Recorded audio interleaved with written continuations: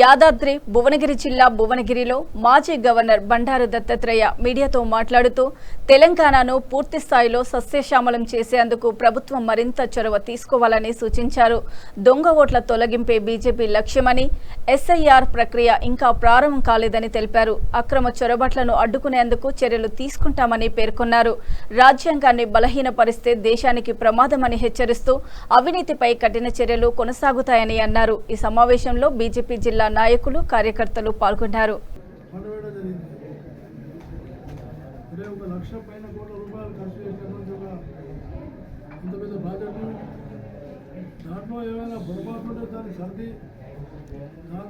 అవినీతి పరుల వాళ్ళని శిక్షించి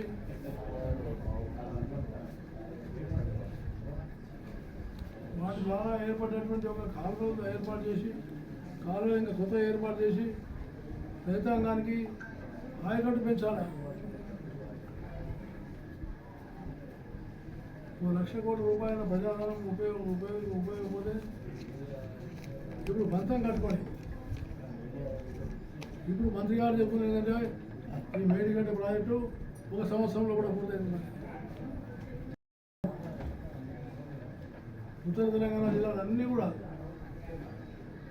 ఈ 2 సంవత్సరాలు నీరు అందకపోవడం వల్ల రైతాంగం చాలా వెలవెలపోతున్నాం. నేను ఈ మధ్యలో రామగుండం, కరీంనగర్, వరంగల్ ఆ ప్రాంతం వెళ్ళినప్పుడు ముఖ్యంగా జగిత్యాల, అలాగే మన మంచిర్యాల ఆ ప్రాంతంలో చాలామంది రైతులు నాకు కలిసి చెప్పారు. అలాగే అనేకమైనటువంటి ఒక ఏవైతే చెరువులు ఉన్నాయో ఆ చెరువులు నిండి ఉండేవి. చెరువుల యొక్క నీటి లభ్యత తగ్గిపోతూ ఉంది. గ్రౌండ్ వాటర్ లెవెల్ కూడా తగ్గిపోతూ ఉంది. కాబట్టి ముఖ్యమంత్రి కానీ, ఇరిగేషన్ శాఖ మంత్రులు కానీ కేవలం ప్రకటనలకే పరిమితం కాకుండా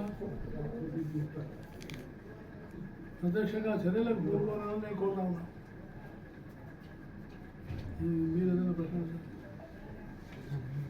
మజ్లిస్ లాంటి పార్టీ వాళ్ళు ఇంకా అనేకమైనటువంటి అపోహలు సృష్టిస్తున్నారు.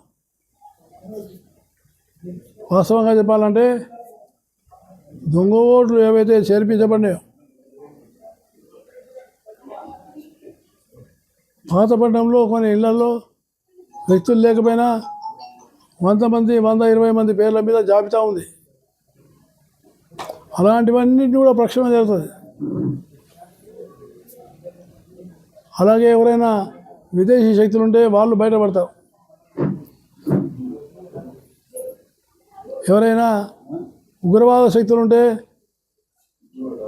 ఉగ్రవాద తత్వానికి మూలాలు ఉన్న వాళ్ళు కూడా బయటపడే అవకాశం ఉంది.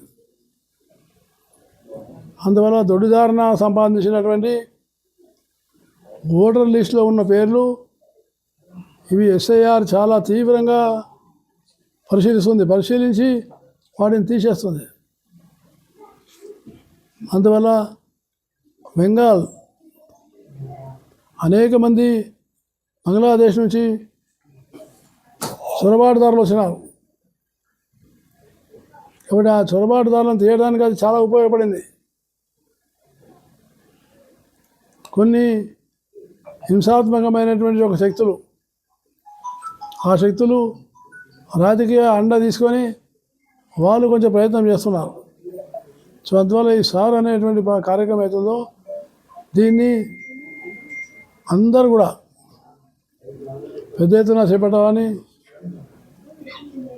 వాస్తవంగా ఒకవేళ ఇప్పుడు ఇచ్చినటువంటి కొత్త రిపోర్ట్లు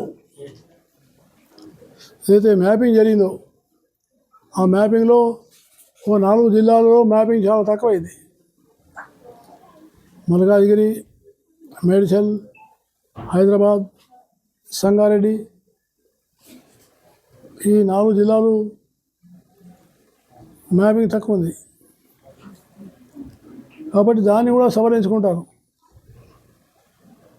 కానీ కొన్ని జిల్లాల్లో చాలా బాగా జరిగింది. సో అందువల్ల 25 తర్వాత సార్ అనేటువంటి కార్యక్రమం ప్రారంభమవుతుంది. ఇప్పటివరకు ఇంకా ఎస్ఐఆర్ కార్యక్రమం ప్రారంభం కాలేదు. అందుకని నేను విజ్ఞప్తి చేస్తున్నాను, విమర్శలన్నీ పక్కన పెట్టి